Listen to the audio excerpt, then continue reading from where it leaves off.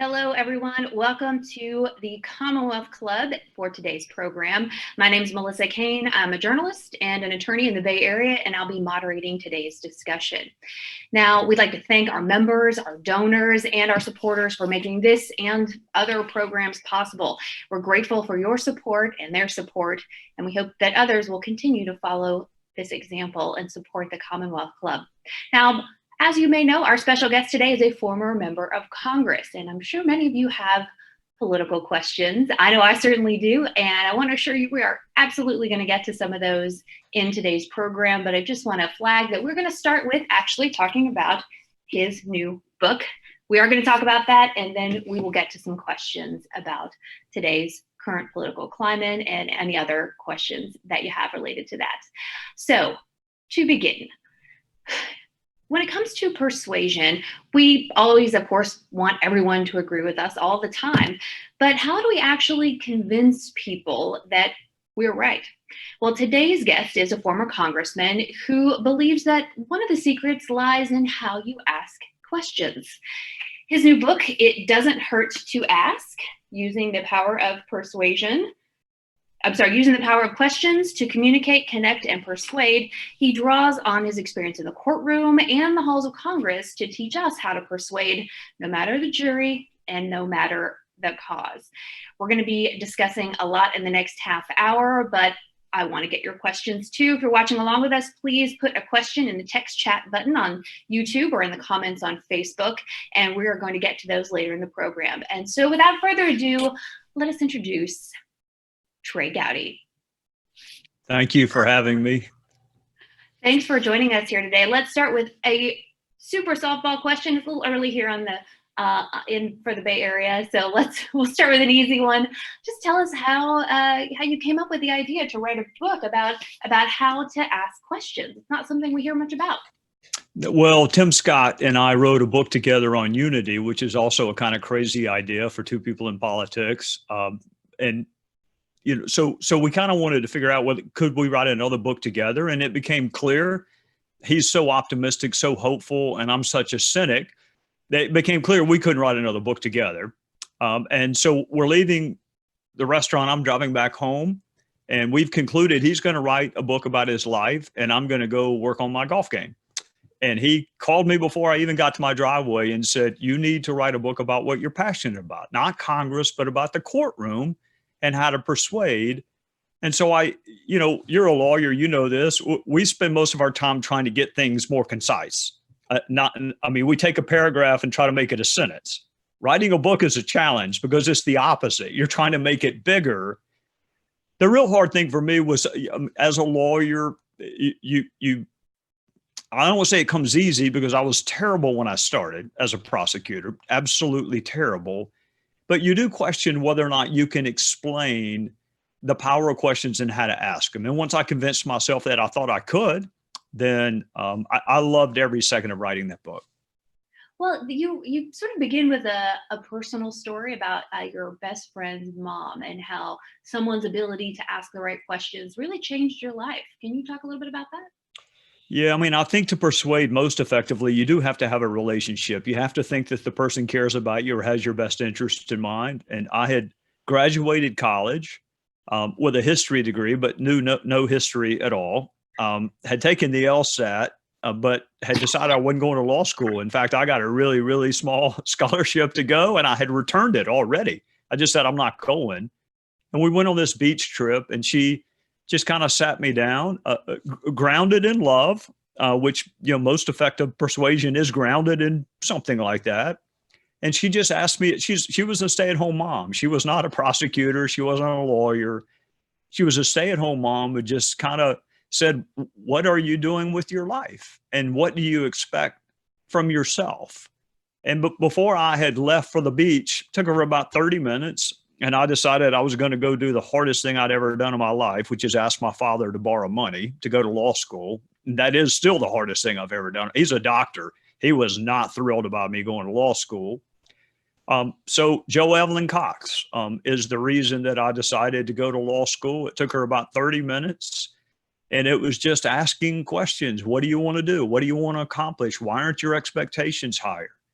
You do have to have a relationship. It helps. But she pulled off more in 30 minutes than any of my academic advisors could do in 4 years. So then you go to law school, you become a prosecutor, where, as you say, you had to learn. I think Oh, gosh. has to learn the art of asking questions, sort of what order to ask them in. And I don't know about you, but for me, I often will have a deposition or something, and I think one thing happened, and I walk out of the room and I go, yeah, and then I read it and I go, oh my gosh, I did not do what I thought I did. And how it's really hard to learn how to listen, to get the right sort of back and forth. I firmly think and believe that the next good question you or I will ask will come from something the other one said. So if you are so wed to your notes, now I'm a huge fan of preparation. In fact, I spent a lot of time in the book saying if you don't know what you hope to accomplish with this conversation, then you're not going to accomplish it. And I mean, you have no way of judging success. So I'm big on preparation. I'm big on having an objective, but that objective can change in one answer. When I was in a courtroom, and a little bit in Congress too, although Congress is a terrible example because you only get 5 minutes, and 5 minutes is not enough time to do anything. But in a courtroom, I mean, you mentioned depositions.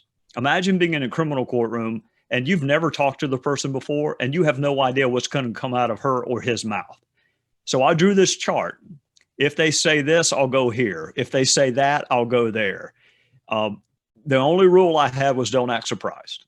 Whatever the answer is, do not act like that's the first time you've heard it, even though that was the first time I'd heard it, because the jury wants to know that you're prepared and that you didn't say, oh, well, I never heard that before. Let's end the trial now. That's the one thing you can't do. Well, I grew up watching Perry Mason. I always hope for that moment. But people can go off the chart and they can surprise you. I think if you're really asking questions as informed as you can be, but also with an open mind about why this person did a thing that they did or believe a thing that they do. Well, speaking of being surprised, you can imagine my surprise. And I do tell this story in the book. It was my first capital case, and people have different opinions on the death penalty, and that's fine. I'm not even sure what my opinion is anymore. But nonetheless, you're going to be prepared. And the first time I heard that he only had one eye, he was my only eyewitness. So I had one eyewitness. And the first time I learned that one of his eyes was prosthetic was in a courtroom when I asked him, how is your vision? That was a shocking answer. I was not counting on there being a one eyewitness. But you've lesson learned. I ask all my other witnesses that now. Bank tellers used to look at me like I was crazy when I said, you got any vision issues? But you have to anticipate everything the audience or the jury is going to ask themselves. I mean, the best lawyers, the best persuaders have these debates and conversations with themselves weeks or months before it actually goes live. Well, and I think there was a picture of you in that moment when you learned that your witness, who was the only eyewitness, yes, had a prosthetic eye. It's a keepsake now, right? My staff gave it to me because there was no visible reaction. It was like I had heard it 100 times, and I was just making sure the jury knew that. I wasn't keeping anything from them. But the reality is I had never heard that before. And you're sitting there thinking, number one, how you're mad at yourself for not asking the question, doing the preparation. And then number two, you're mad at God for giving you in your first capital trial a witness who has a prosthetic eye. And you just got to figure out how to. The big thing I used to communicate to the jury was fairness, that I'm not here to get a conviction. I'm here to do the right thing. And that I'm not keeping anything from them. So you can't act like you're surprised. I mean, what I wanted to say is, what did you just say? But that's not what I said. But the jury did believe the witness, though. He was still really credible. It seems like, despite that issue, really was confident in what he had seen, and as far as he could. Right. Well, I never would have sought nor gotten the death penalty had that been the only piece of evidence. There was forensic evidence about who was there. So there was no doubt about the two people involved. The doubt was about what happened. Was it self-defense? Was it a robbery? And forensics can't tell you that, but the witness can. So had that been the only piece of evidence I had was a, one eyewitness, I'm not even sure I could have won a regular murder case with that. But because the jury believed the forensics, all I was asking them to do with this witness is understand the chronology of what happened from the time he walked into the store until the time he left. Well, you do talk in the book, you tell some other personal stories about why it is you actually left the prosecutor's office to then eventually ran for Congress. Again, I know it's not exactly about asking questions, but can you talk a little bit about that? Well, I mean, it's about asking questions from the standpoint that the toughest questions you should ever get in life should come from yourself. And if you are adept at asking yourself really tough questions about why you believe what you believe, and have you considered every alternative? And some people call it an inner dialogue. The problem when I do it is that it's audible. So people think I should go to a psychiatric hospital because I literally am having a conversation with myself, and it's out loud sometimes. The courtroom, when all you see is inhumanity, you think that's all there is. And you can tell yourself that, 90% of the people in the world are great, and you're just dealing with the 10% that aren't. You can tell yourself that, but it's all you see, and you get the proportions misaligned, and you think, every time you hear something outside, you assume the worst. And when your kids are late coming home, you assume the worst. And it takes its toll on your faith. And it did for me. It took a toll. When I say I'm a cynic, I am. And it came from just the questions about why. Why would a child have cigarettes put out on their face? Who would do that to a child? Who would kill someone that had done nothing wrong to them? And I could never answer the question. So it's either become a miserable person to live with, or go find another line of work. When you're going to Congress to improve your view of mankind, that the other job must have been pretty bad. So tell me, how did your career with dealing with criminals prepare you for Congress?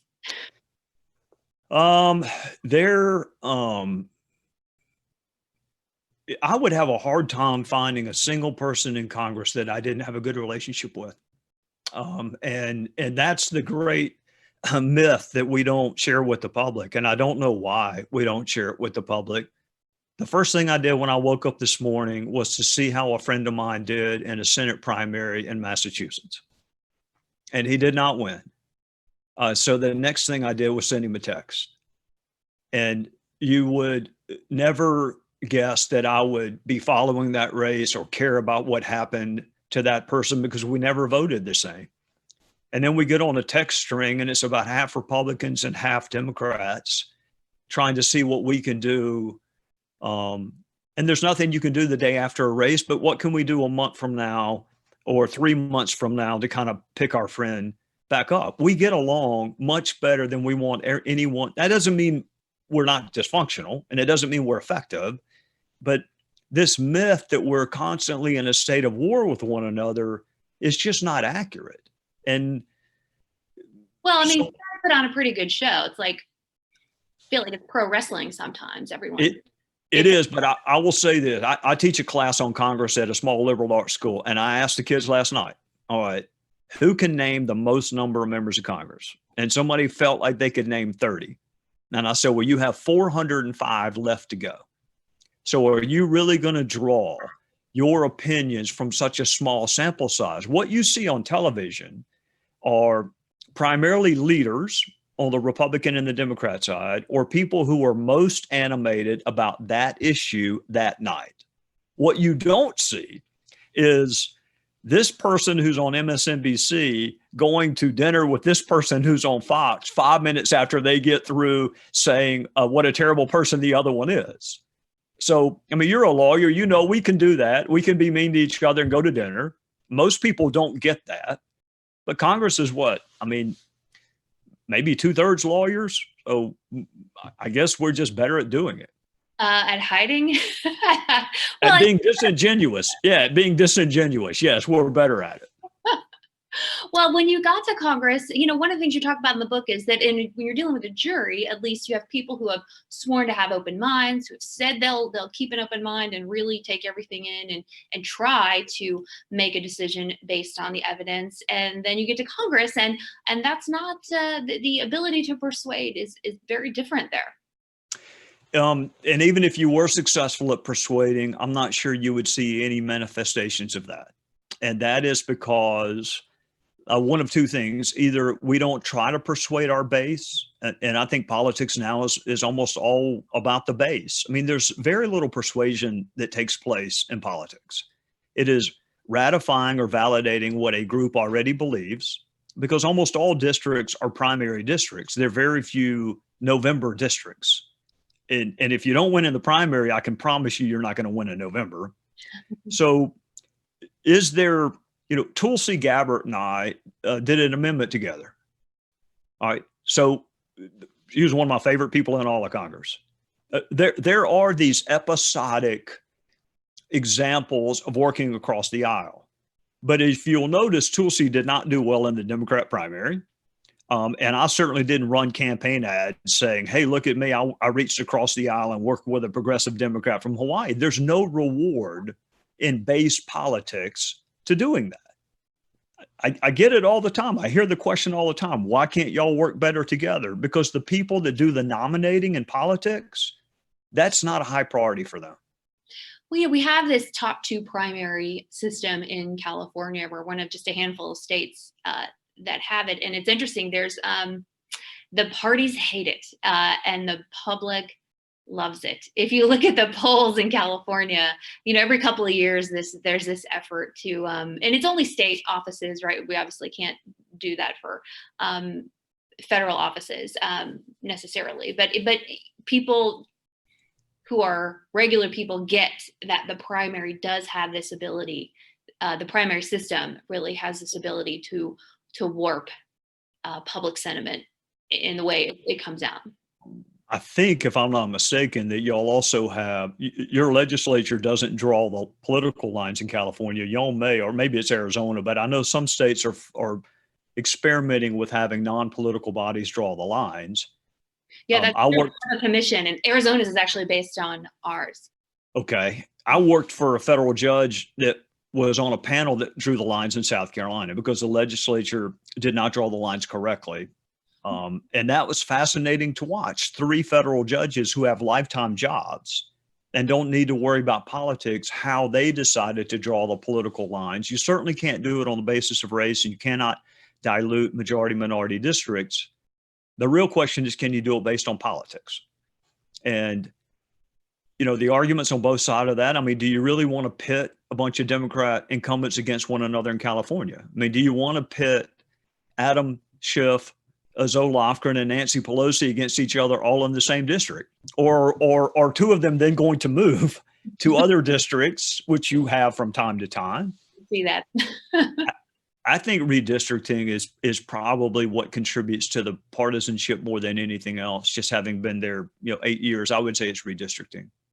Well, it's interesting you mentioned Zoe Lofgren. She's, of course, a Bay Area representative, and you mentioned her as one of the more open-minded and sort of approachable people that you've worked with in Congress.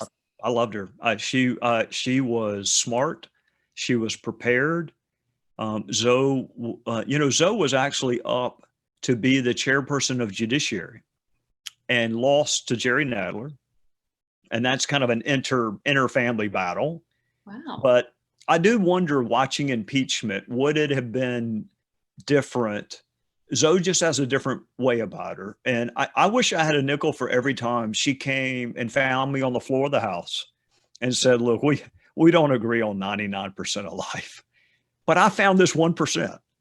And can we work together on it? And there's such an authenticity about that. She didn't ask me to do anything that was going to get me in trouble back home, and I wouldn't ask her to do it.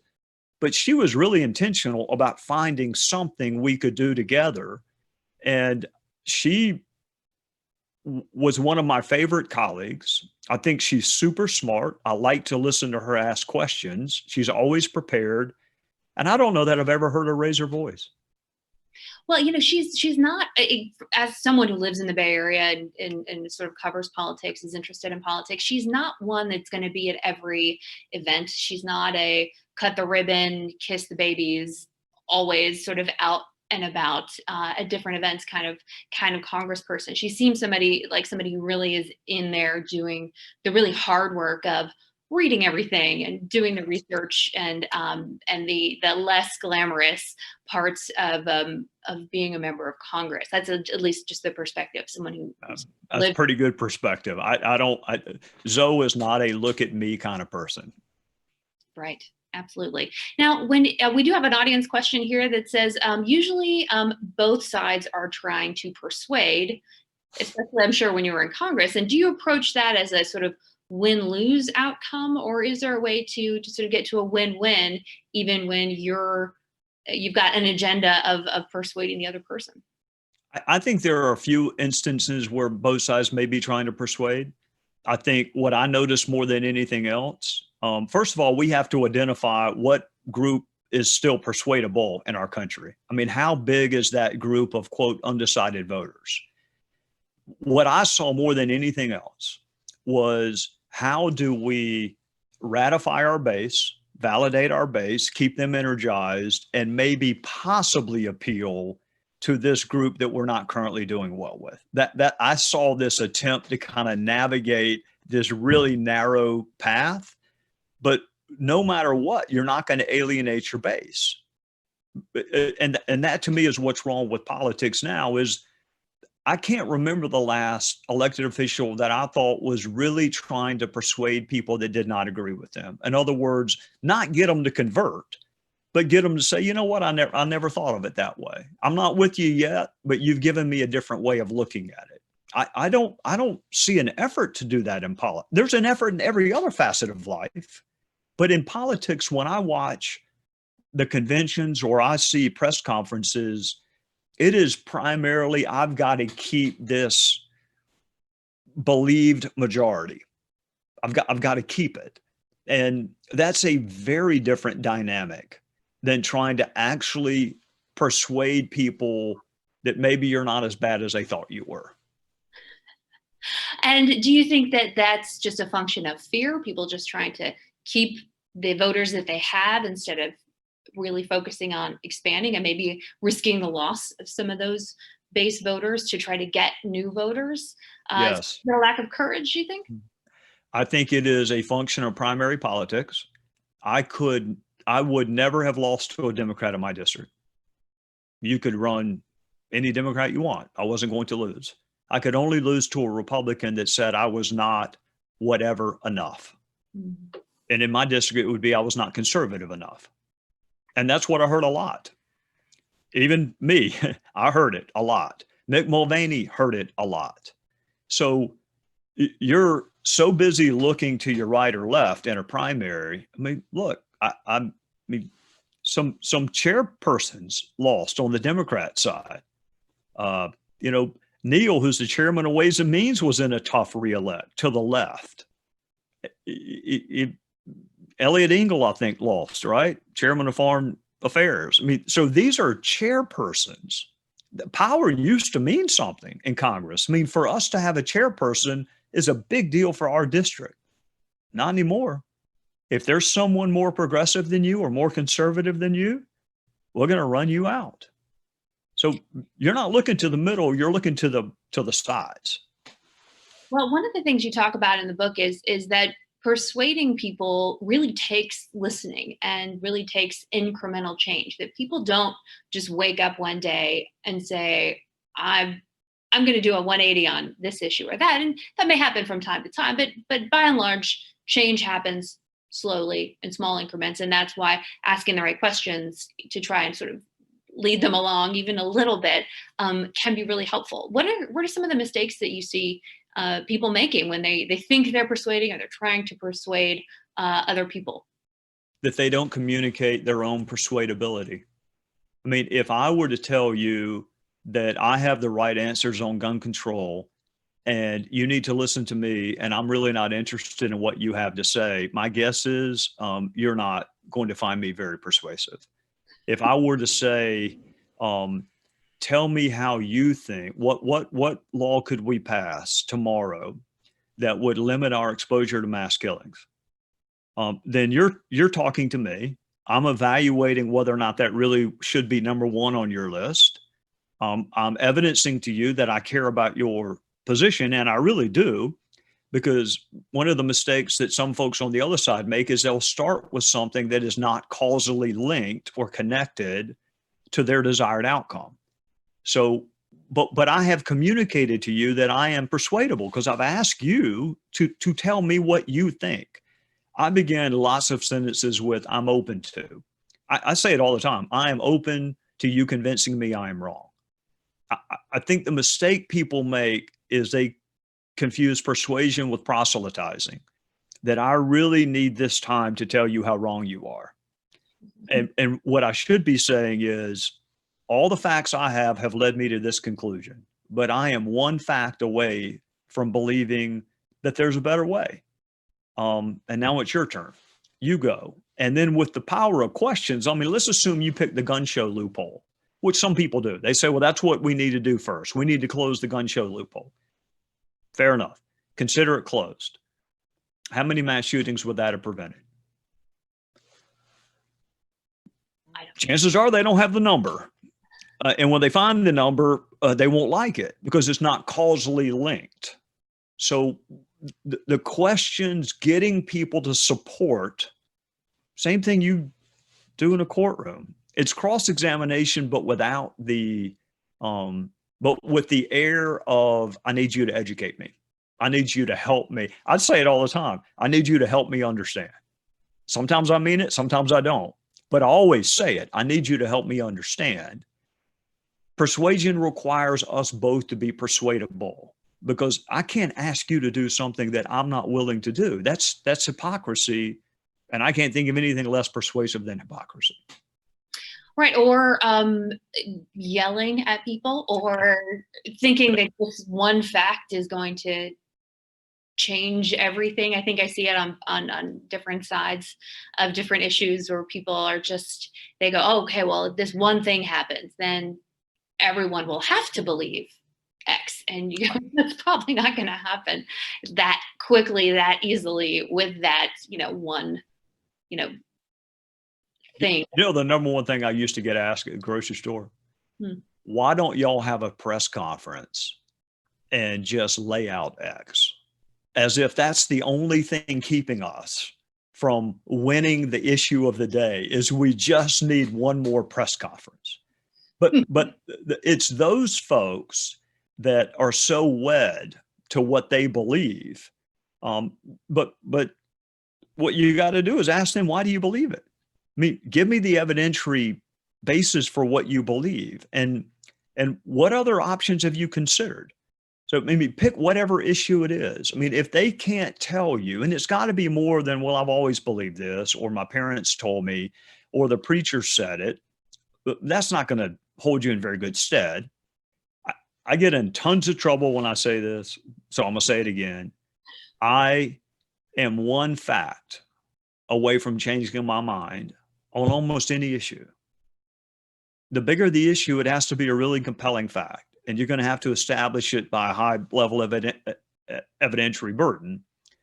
But for me to say I am wed and I don't care what else is out there, I don't care what other facts are out there. I mean, honestly, can you think of anything less persuasive than for me to say, I don't, do not let the evidence interfere with my deeply held conviction? There's nothing less persuasive than that.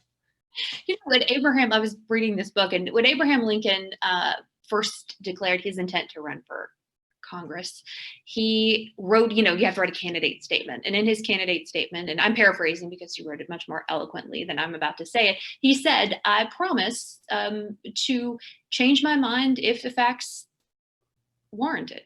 That was a selling point.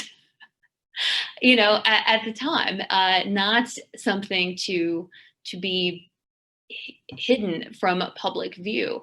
And how do we get the because this is being driven by the voters who demand certainty and demand consistency regardless of whatever new facts have come out. What's the solution there when the voters are responding in this way? You put your finger on it. The real persuasion that needs to take place in our country right now is not across the aisle in Washington. It is us going back home and talking to our bases. There was a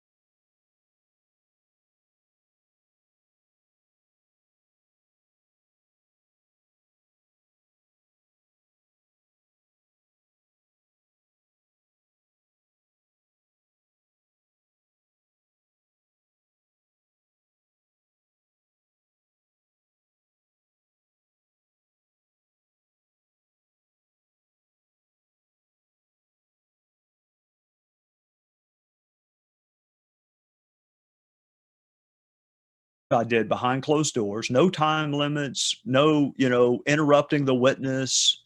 Compare those with the public hearings, and there's no comparison in which produce more information. But the media belittles you if you want depositions or transcribed witness interviews. They belittle you. So across the board, there's an appetite for this theater. There's no other facet of life where we say this is really important. We're talking about encryption or the social media giants, or we have Bill Barr with us or Eric Holder. Super important. So let's just give everyone 5 minutes. There's just a complete disconnect. It's important, so you have less time than it takes Mick Mulvaney to line up a putt. There's a huge disconnect. What When I say it's structural, there's an easy way to fix that. Easy way to fix it. Simple.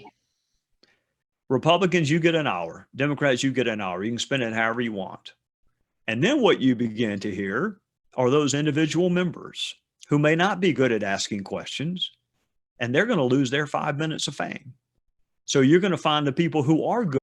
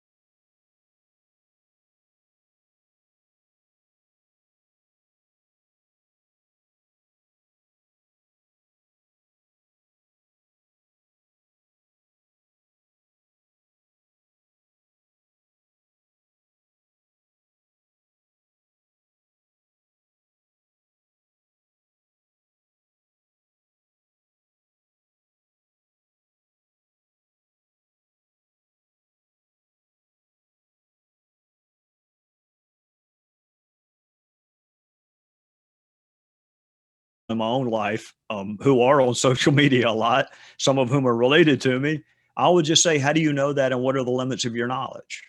And so then you begin to test I mean, if they respond back, well, I read it. Well, what tool do you and I use to elucidate the truth? It's examination and cross-examination. So I love to ask people, how do you know that's true? When I was having this conversation about this QAnon conspiracy theory, I mean, I must have asked that 100 times. Why? How do you know whether that's true or not? Okay, I get that you read it. I get that it's, in print. I mean, my parents, God bless their soul, the worst thing that ever happened was them getting an email, because every email they're forwarded, they think, well, no, somebody wouldn't lie.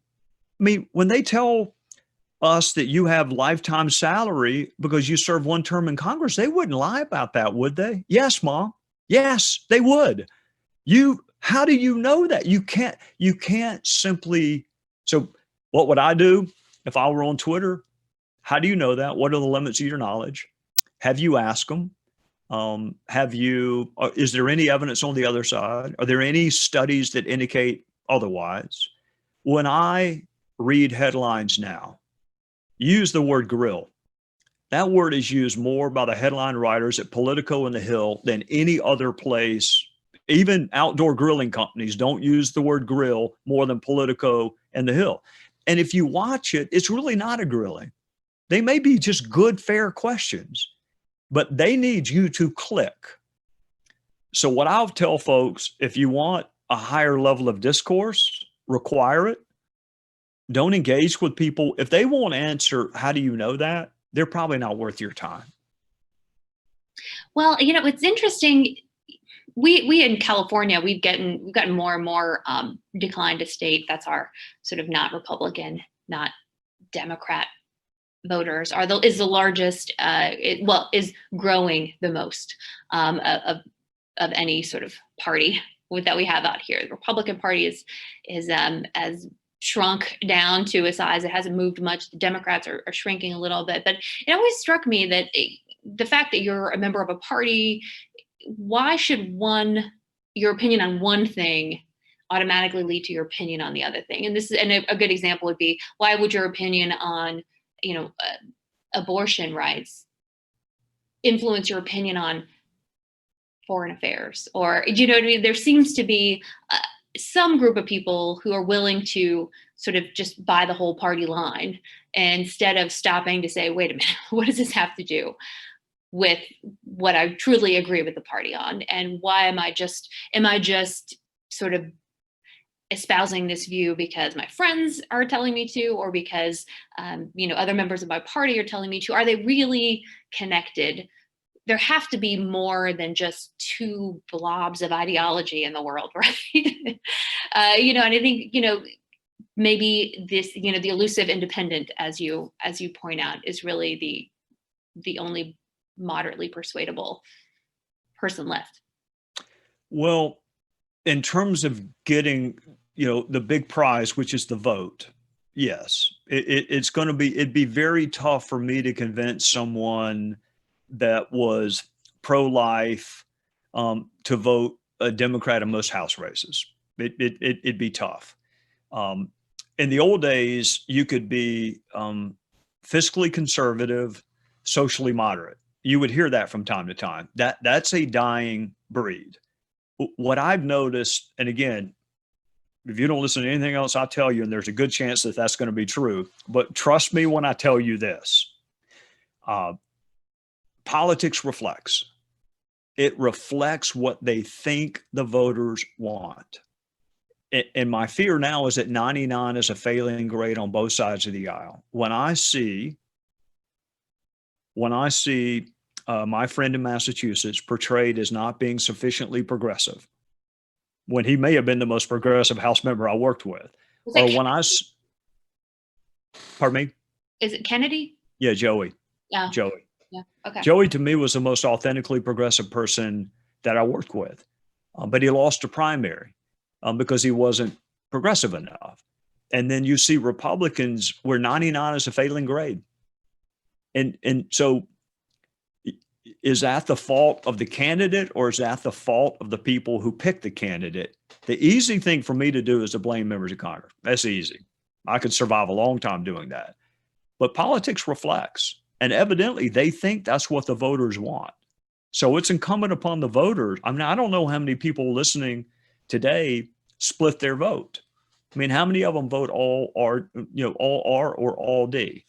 If you want to send a message and confuse politicians, then start flipping up your ballot a little bit. Interesting advice there. I do have another audience question here. And actually, I want to just take a minute to talk a little bit about the Benghazi hearings, because you do talk about that in the book, about how it went for you, how maybe you would have done things differently. So let's just stop for a minute. And before we ask, there's a question that's sort of related to it, to have you discuss the role of questions in the Benghazi hearings. Well, that was the seventh. I'll give you both sides of the issue to the extent I can. It was the seventh investigation. So if you're a Democrat, you're very frustrated at the fact that this has already been looked into multiple times, reports written by other Republican chairpersons. And so that would be the Democrat side. The response to that would be, all of that's right.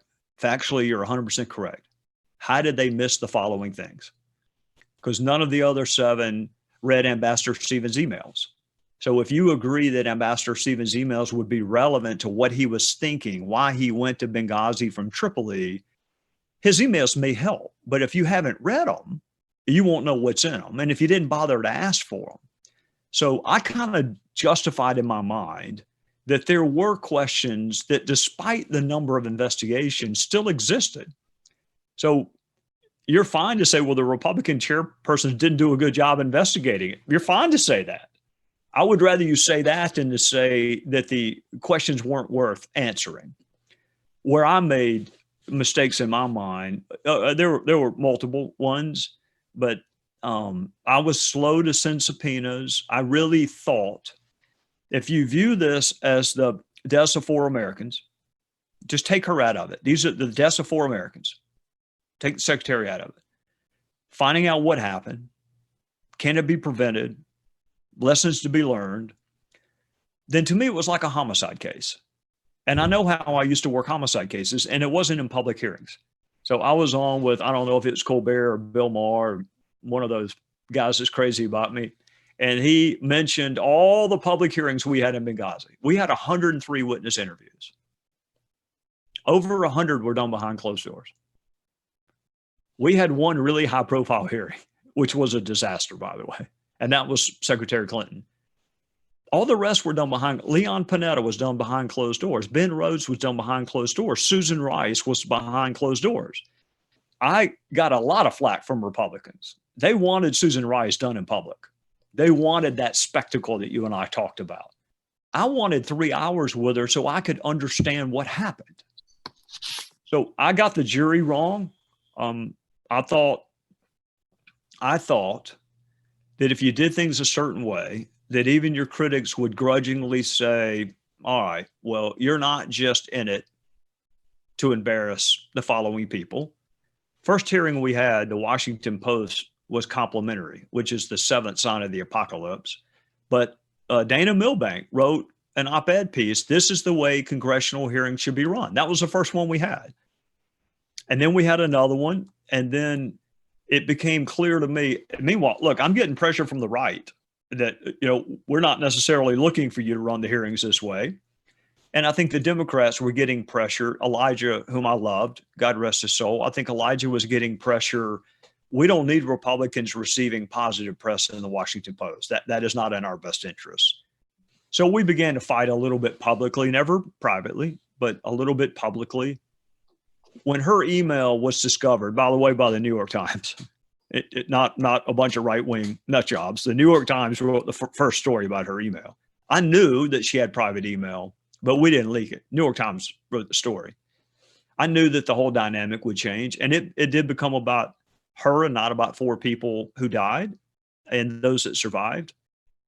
But if you ask me to give the one fact, if I get one fact to a jury to try to convince them that the report is worth reading, we mention her name less times than the Democrats mention Donald Trump's name in their Benghazi report. And I know what you're thinking. You're thinking, well, Donald Trump didn't have anything to do with Benghazi. You're right. He didn't. But his name was mentioned more in the Democrats' report on Benghazi than we mentioned Clinton's name in ours. So if you read the report, I think you will find it to be what we wanted it to be, which is the definitive accounting of what happened. You cannot investigate anything in the current political environment. Bob Mueller found that out, and I found that out. What do you make of a so to fast forward to today, one of the audience questions is that these COVID hearings, are they helpful? I mean, to your point, are we able to even have objective public airing of facts about even something as sort of scientific, as medical, as critical as COVID-19? I don't think so. I think the brokenness of our current culture and the political environment is best evidenced by the fact that really the only thing that matters is winning. And we have managed to politicize sporting events. We have managed to politicize. I was one of the first ones that said the officer in the George Floyd case should be charged with murder. I mean, as a prosecutor, I looked at it and I thought that was the proper charge. What happened in Kenosha, Wisconsin, I did my podcast yesterday on the 20 questions that need to be answered, but it's too easy to politicize everything. And if we can use this, I mean, I really can't think of anything that should be less political than a virus. I mean, I'd have a hard time thinking of anything that's less overtly political than a virus. But that's just the world we live in. And I'll let other people figure out whose fault it is. That's probably above my pay. I think it's everyone's fault, quite frankly. And winning, look, you and I are both from the justice system. So if cops get it wrong, even though they have the right person, the evidence is excluded, the confession's thrown out. We'd rather let 99 guilty people go free than convict a single innocent person. That's the justice system. It's not about winning. Politics is about winning. And that, unfortunately, is about all it's about right now. So whatever it takes to win is what the two sides are willing to do. It reminds me of there was that famous clip of John McCain during the 2008 election cycle. He's doing a town hall, and there was a woman who, I think, and forgive me, I'm paraphrasing here, but said that Barack Obama was a terrorist or Muslim. And John McCain said, no, he's not. And sort of fact checked her right in that moment, and was held as a hero for that. And it was, an important and I think good reaction. But I'll give you another example just to show. With newsworthy is so amazing. I'll give you a recent example just to show. I try to be fair. Joe Biden said Mike Pence was a decent man, and he got excoriated for it.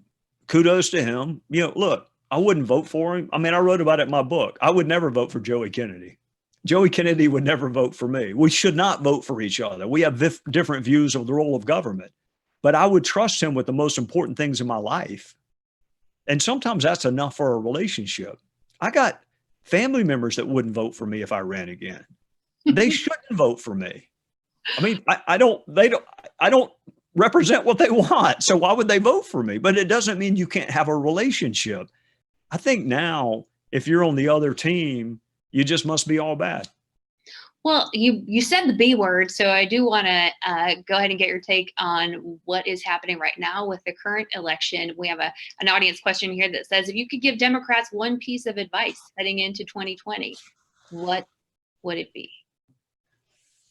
Well, they'd be crazy to take it. But I think, and I think they figured this out recently, I think that whether you call it safety, whether you call it security, whether you call it law and order, you can call it what you want. And apparently some of those phrases are okay now and some of them are not. That there is a large swath of voters that care very much about having an orderly society. And I think you saw that yesterday, the fact that the vice president addressed it. So, my advice to Democrats, I know they think the pandemic is a good issue for them. I know they think that the leadership style of Donald Trump is a good issue for them. They would not be wise to overlook even moderate, maybe even progressive folks' view that we cannot have a society where creating more innocent victims is the answer to an innocent victim. We cannot have that society. Well, we have reached the point in our program where there is time for one last question. And it's a great one from our audience. And it is, what is one question that you think should be asked at the presidential debates this year?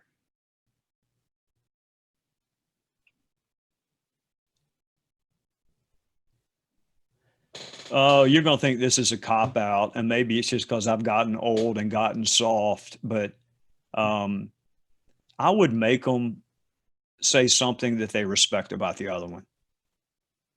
I would make them do it. And I wouldn't let them off by saying you have good kids. I would, and if it had to be policy, I tell the most from someone by asking, what do you view the role of government to be, as opposed to the responsibility of the individual? That would be the one question I would ask of any candidate.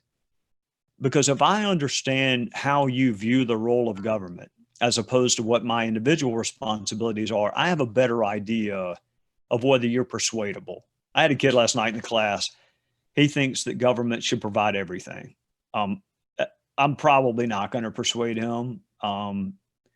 Probably not. What is your view on the role of government and its responsibilities versus the individual? It's just they're both so adept at not answering the question. I mean, they would pivot from that. You know what I would do to change the debate? I would have them question each other. And I know I should not say that because I'm talking to somebody that's done a brilliant job asking questions, but there's no substitute for that kind of questioning one another in more than 60 seconds to answer. I mean, healthcare is complicated. I don't think 60 seconds is going to get it done. I'd love to see candidates question one another. Well, you say that here in San Francisco, I've moderated debates among mayoral candidates and other races. And that's always a real audience favorite when we ask the candidates to ask each other questions. You can really, get some interesting answers, questions, and certainly fireworks sometimes as a result. So I think that would be a ratings boon. And so it would be a ratings boom. It might be the end of our republic, but it would be a ratings boom for sure. Wow, with a bang. Alrighty, on that happy, hopeful note, our many thanks here to Trey Gowdy, former congressman, author of this new book, It Doesn't Hurt to Ask, Using the Power of Questions to Communicate, Connect, and Persuade, for joining us today. Copies are available everywhere books are sold, so make sure you grab one. And we want to thank you, to the audience, for watching today and participating live. And if you want to watch more programs or support the Commonwealth Club's efforts at making virtual programming available, please visit thecommonwealthclub.org/online. I'm Melissa Kane. Thank you, everyone, for joining us. Stay safe.